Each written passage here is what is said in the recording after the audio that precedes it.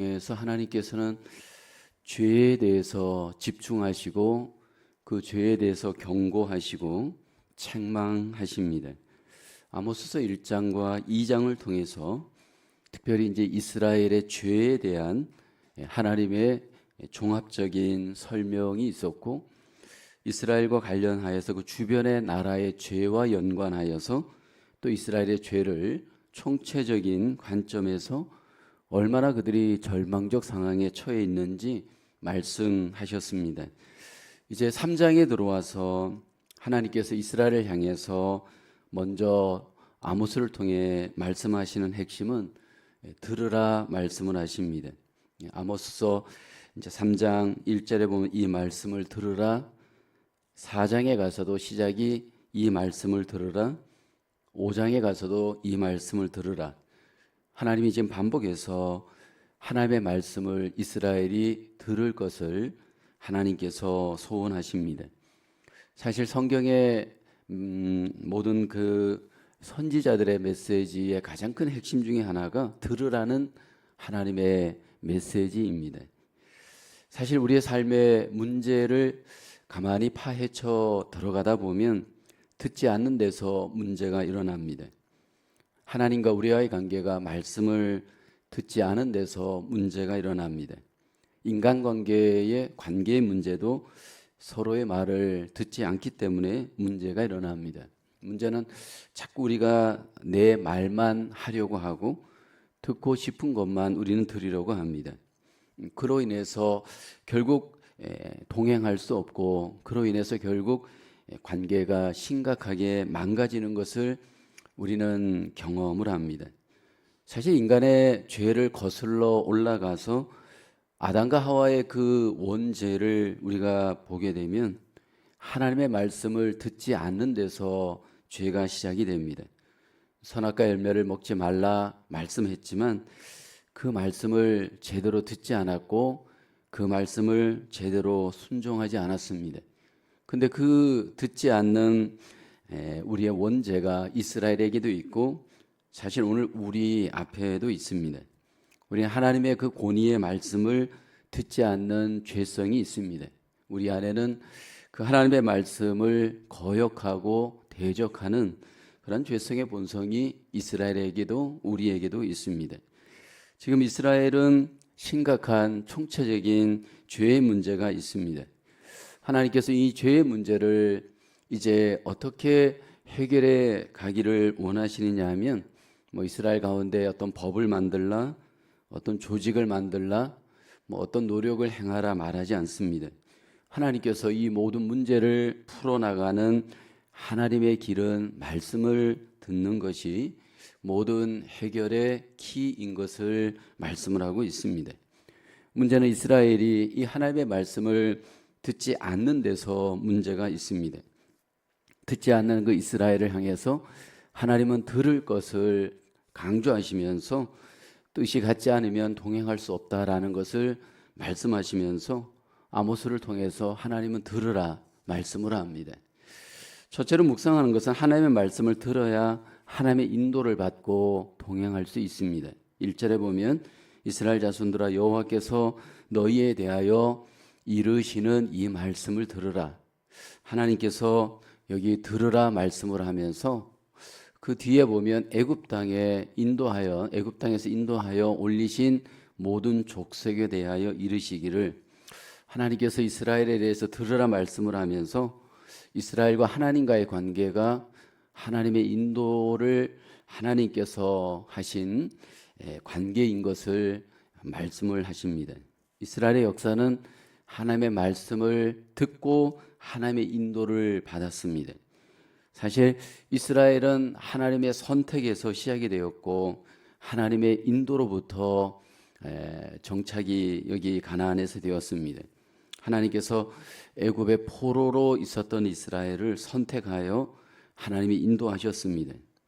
이미 그 이스라엘의 선조인 아브라함을 하나님이 말씀 가운데 부르시고 선택하셔서 언약의 백성으로 삼으셨습니다. 그리고 하나님이 말씀으로 인도하였습니다. 하나님께서 이스라엘 백성들에게 들을 것을 말씀을 하면서 내가 너희를 인도하는 인도자이신 것을 하나님이 나타내십니다.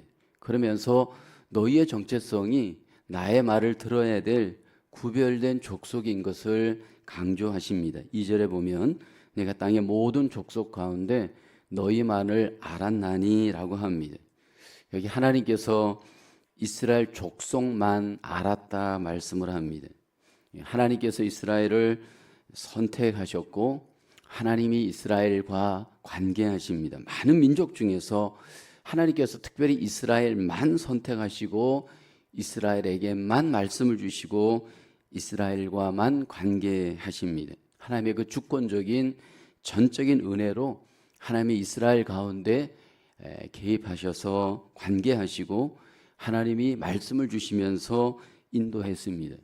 사실 이스라엘 백성들이 가나안 땅에 정착하여 왕국을 이룰 수 있었던 것은 하나님의 전적인 인도하심 때문이었습니다. 애굽에서 인도하여서 광야를 통과하게 하셨고 또 광야를 하나님이 인도하셔서 가나안 땅으로 인도하셨습니다.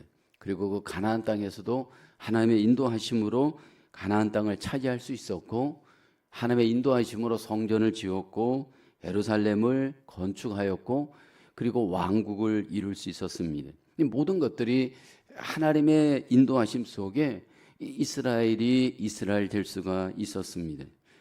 그런데 이스라엘이 지금 왕국을 이루고 난 뒤에 하나님의 말씀을 듣지 않습니다. 하나님의 인도를 받지 않습니다. 그로 인해서 이스라엘 가운데 어떤 문제가 나타나느냐 하면 하나님의 뜻을 알 수가 없습니다.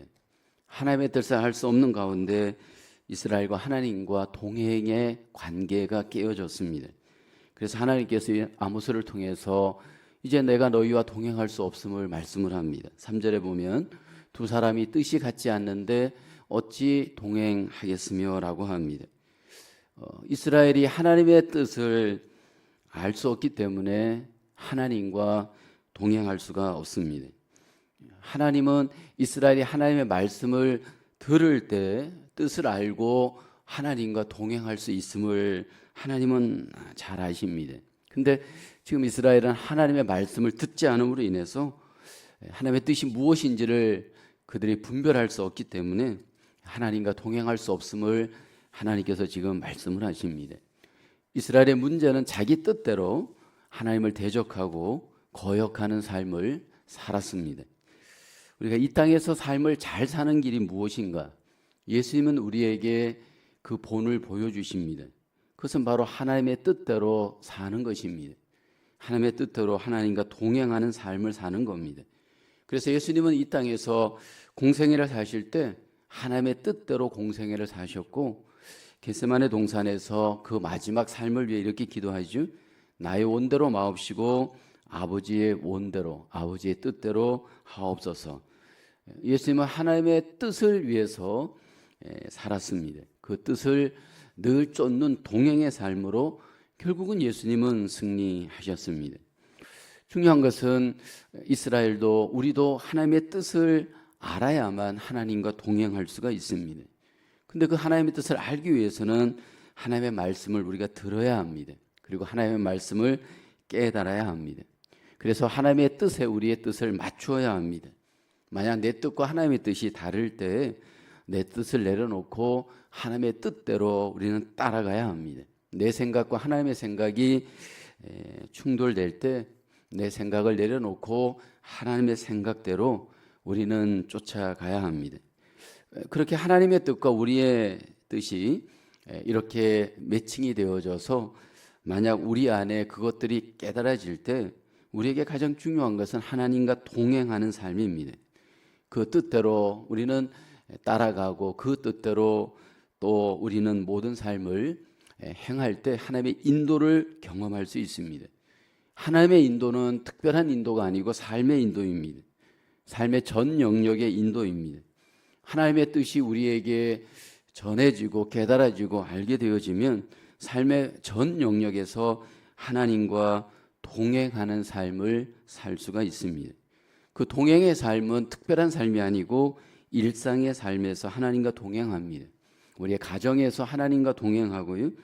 직장에서 하나님과 동행합니다. 또 교회에서 하나님과 동행합니다. 그로 인해서 내 삶 속에 하나님과 동행함으로 말미암아 내 삶 속에 하나님의 놀라우신 영광이 충만하게 되어지면서 그 삶 속에 승리하게 됩니다. 구약 창세기 보면 에녹이 하나님과 300년간 동행했습니다. 과연 그가 동행하였던 삶은 어떤 동행이었을까? 에녹의 삶이 특별한 삶이 없습니다. 그냥 하나님의 뜻대로 날마다 그 일상의 삶을 하나님과 승리하면서 살았습니다. 사실 믿음 생활을 잘한다는 것은 특별한 것은 아닙니다. 우리가 경험하지만 믿음 생활을 잘한다는 것을 자꾸만 우리는 기도원에 가서 어떤 특별한 장소에 가서 자꾸 어떤 그렇게 너무 이상하게 생각하는 경우가 많지만 하나님이 우리에게 주신 일상의 삶을 하나님의 뜻과 동행하는 삶입니다. 물론 우리가 특별히 어떤 교회에서 특별 기도회도 하고 부흥회도 하기도 합니다. 우리가 요즘 신년 특별 새벽 기도를 하는데 사실 그 목적은 다른 게 아닙니다. 바로 일상의 삶을 하나님과 동행하기 위함입니다. 이런 특별한 시간을 갖는 이유는 특별한 삶을 위해 그 일을 하는 것이 아니고 그 특별한 시간을 통해서 하나님의 말씀을 받고 깨달아서 붙잡고 일상의 삶을 하나님과 동행하기 위함입니다. 이스라엘의 가장 큰 문제는 일상의 실패였습니다. 오늘 우리의 삶도 가장 큰 문제를 꼽으라고 한다면 일상의 삶을 만약에 실패한다면 사실 그것이 가장 치명적인 실패라 할 수 있습니다. 사실 우리의 일상의 삶이 가장 필요하고 그리고 일상의 삶이 가장 승리하기 어렵습니다. 왜냐하면 날마다 반복되어지는 계속되어지는 삶입니다.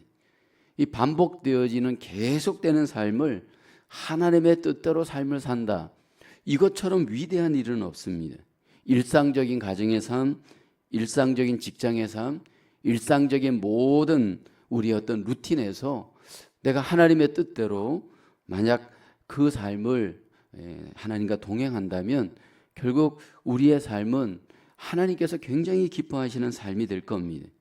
근데 많은 경우에 우리는 반복되는 일상의 삶, 계속되어지는 일상의 삶을 지루하게 생각하고 사소하게 생각하고 가볍게 여기는 경우가 너무 많습니다. 근데 사실은 그것이 최고의 일이고 최대의 일이고 하나님 앞에 가장 우리가 승리해야 될 하나님의 일입니다. 반복되는 일상의 삶을 지루하지 않게 신앙으로 하나님과 동행하기 위해서는 먼저 우리에게 필요한 것이 일상 속에 하나님의 말씀을 받는 일입니다. 일상 속에 하나님의 말씀이 나의 말씀이 되어야 됩니다. 그럴 때 우리는 일상 속에 하나님의 뜻대로 함께 길을 걸으면서 하나님과 함께 승리하는 삶을 우리는 살아내 드릴 수 있는 줄로 믿습니다. 일상의 삶 속에 하나님의 뜻이 우리의 뜻 되어져 하나님과 동행하는 저와 여러분의 일상이 되어지기를 주님의 이름으로 축복합니다. 두 번째로 하나님의 뜻에서 벗어났을 때 인생은 덫에 걸릴 수밖에 없습니다. 이제 하나님의 여기 뜻에서 떠난 이스라엘, 그들의 삶, 그들의 미래에 대해서 하나님이 말씀을 합니다. 4절에 보면 사자가 움킨 것이 없는데 어찌 수풀에서 부르짖겠으며 젊은 사자가 잡은 것이 없는데 어찌 굴에서 소리를 내겠느냐. 여기 무언가 부르짖는 이유가 있다는 겁니다.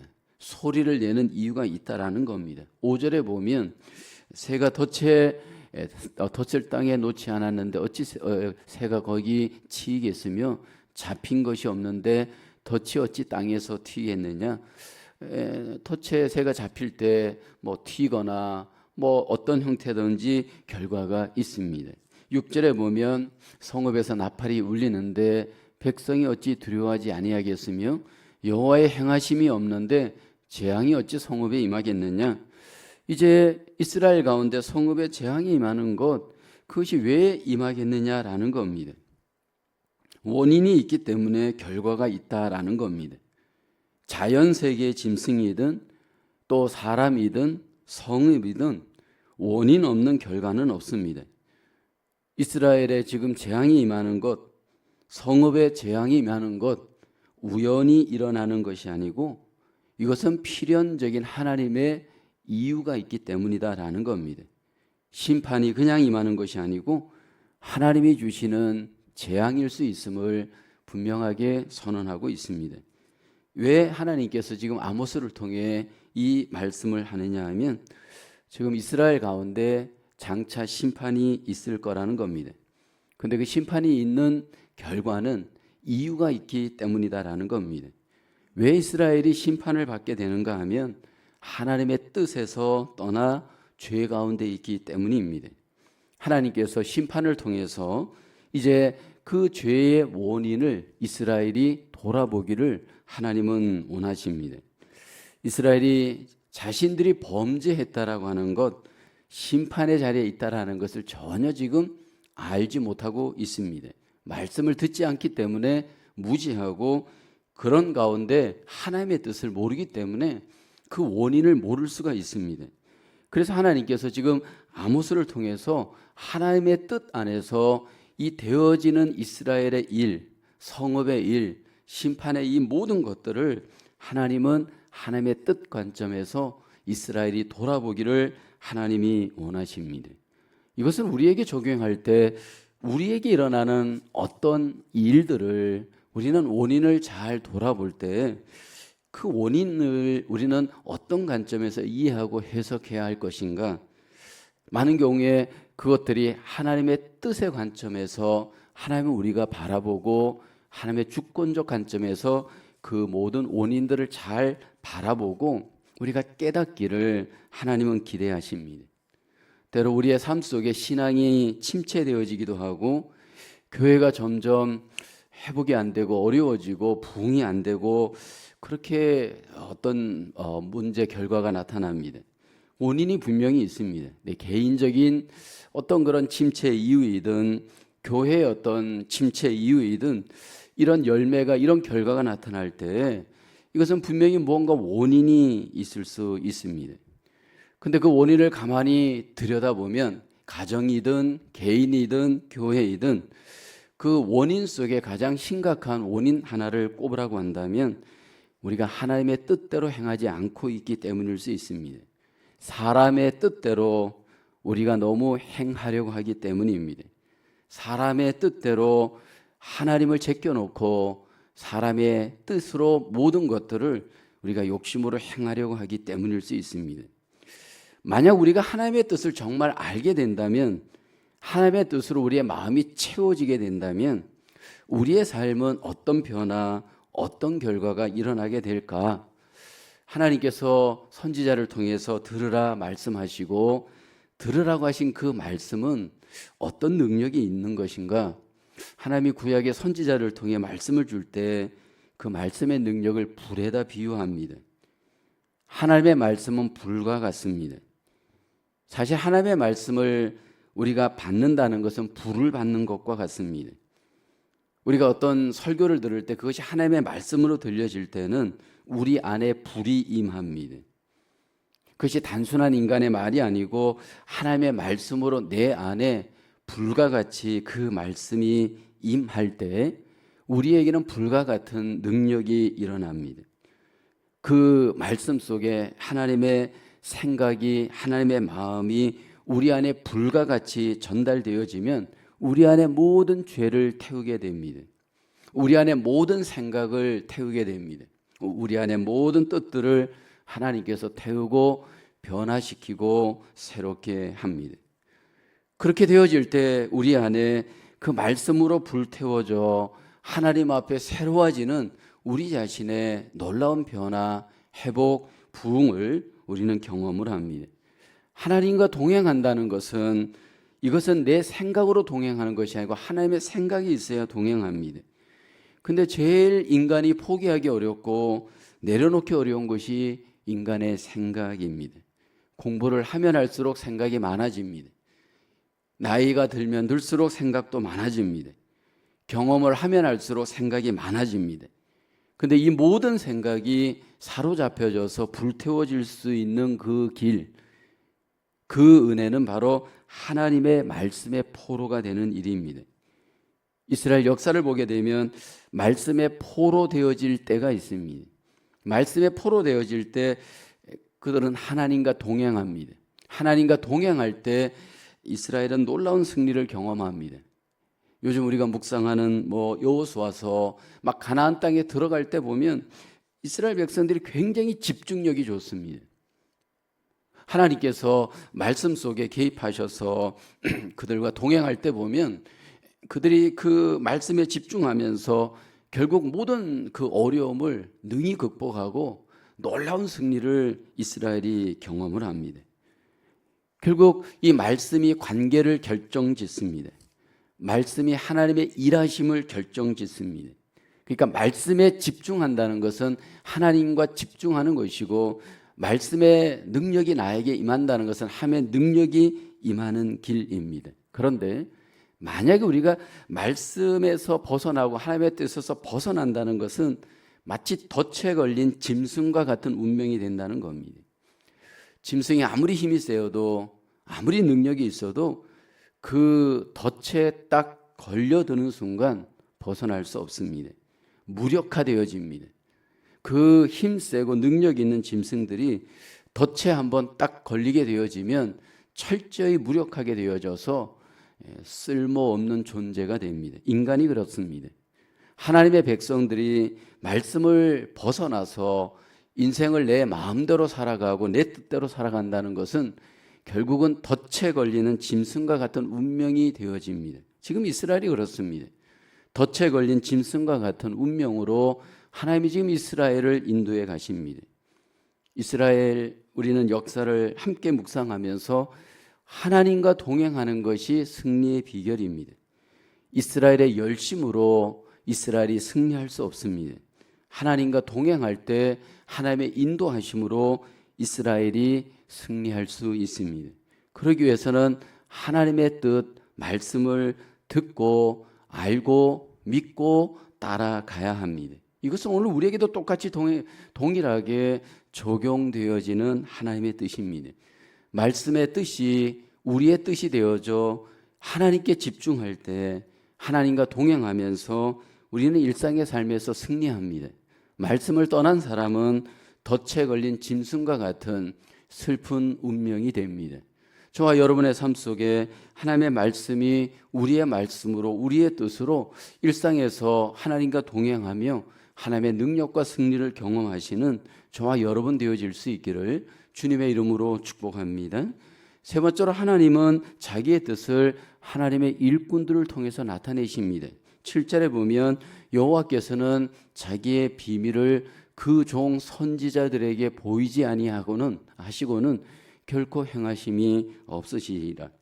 하나님이 자기 비밀을 여기 보면 선지자들에게, 그 종 선지자들에게 보이신다 말씀을 합니다. 그러면서 하나님이 행하십니다. 구약의 이스라엘 역사 가운데 하나님은 선지자를 통해서 하나님의 그 비밀, 그 뜻을 보여주셨습니다. 근데 하나님께서 가장 하나님의 비밀을 보여주던 그 시기, 선지자들을 부르셔서 일하시던 시기가 있습니다. 주전 8세기, 7세기 경에 가장 이스라엘 선지자들이 많이 활동을 합니다. 주전 8세기의 선지자들을 보면 이사야, 호세아, 아모스, 미가, 요나 등이 활동합니다.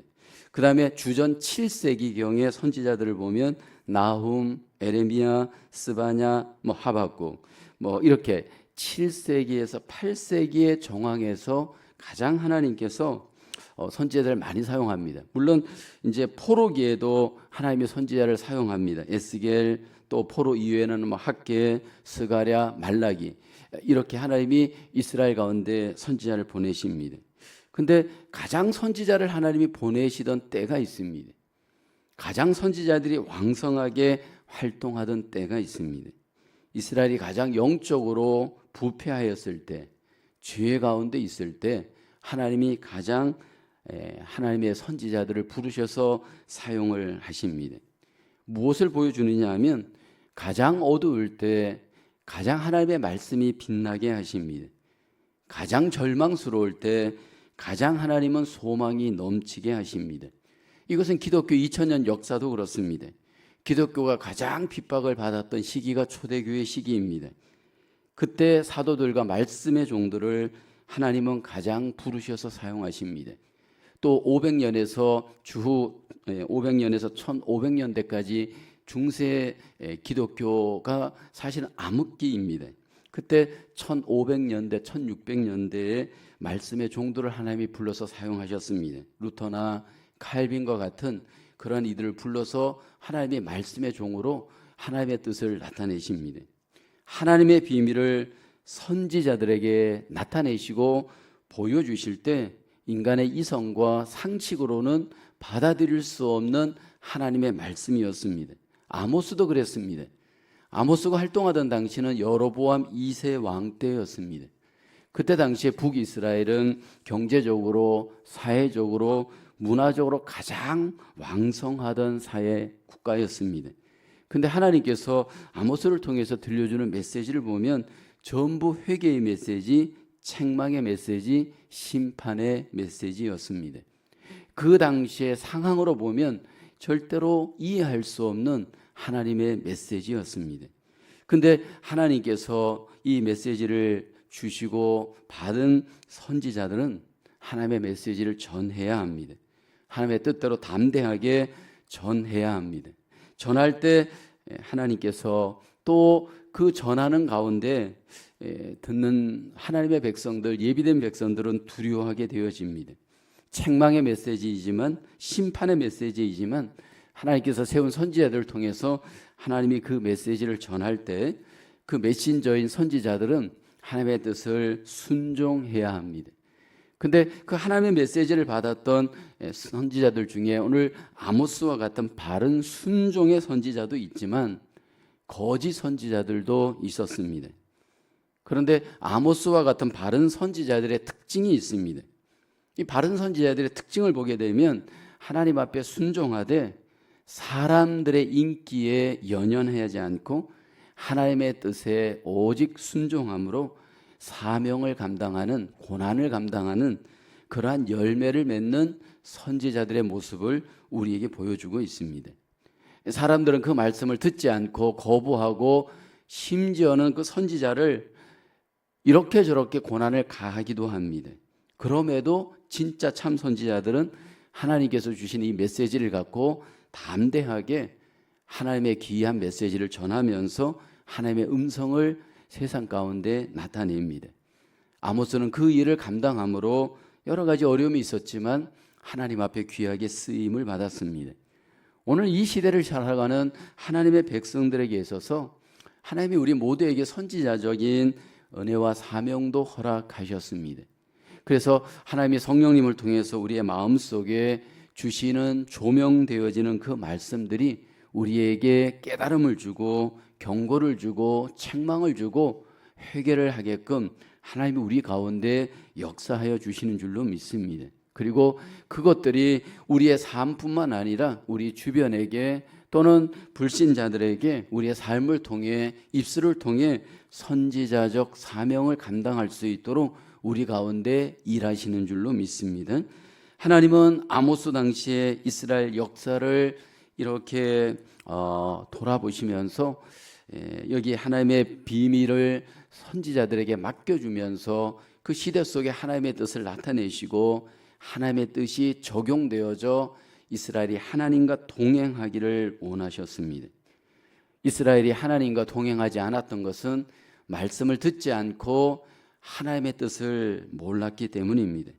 선지자들을 통해서 그 말씀을 전해주고 뜻을 깨달아 하나님과 동행하기를 하나님은 기대하셨습니다. 이 시대 속에서도 하나님이 여전히 우리에게 원하는 뜻이 있다면 하나님의 말씀을 듣기를 원합니다. 그리고 깨닫기를 원합니다. 그리고 그것이 삶 속에 하나님과 동행하기를 하나님이 원하시는 줄로 믿습니다. 그 하나님과 동행할 때 하나님은 우리를 통해서 이 땅에 하나님의 뜻을 이루시고 하나님의 영광을 나타내게 되시는 줄로 믿습니다. 우리의 삶에 날마다 말씀과 더불어 하나님의 음성을 듣고 하나님과 동행하며 일상의 삶 속에서 하나님의 뜻을 행하시는 저와 여러분의 삶으로 하나님 앞에 승리하시는 우리 모두가 되어지기를 주님의 이름으로 축원합니다. 기도하겠습니다. 하나님 아버지, 우리에게 말씀을 주심을 감사합니다. 또 하나님 우리에게 성령님을 보내주셔서 그 말씀을 깨닫게 하심을 감사합니다. 날마다 하나님 말씀을 듣게 하시고 보게 하시고 깨닫게 하여 주시옵소서. 그래서 우리의 삶이 하나님의 뜻대로 하나님과 동행하는 저희들 되게 하여 주시옵소서. 하나님, 우리가 일상의 삶에 하나님과 늘 동행하며 승리하기를 소원합니다. 2025년 한 해를 살아갈 때 우리의 일상의 삶을 하나님과 동행하며 날마다 승리할 수 있도록 말씀으로 붙잡아 주시고 은혜와 성령으로 저희를 인도하여 주시옵소서. 하나님, 한 주간의 삶을 또 함께 우리가 새벽을 깨우며 기도하며 하나님의 인도를 받기를 소원하오니 주의 모든 백성들에게 은혜와 힘과 건강으로 함께하여 주시옵소서. 감사하고 예수님의 이름으로 기도하옵나이다. 아멘.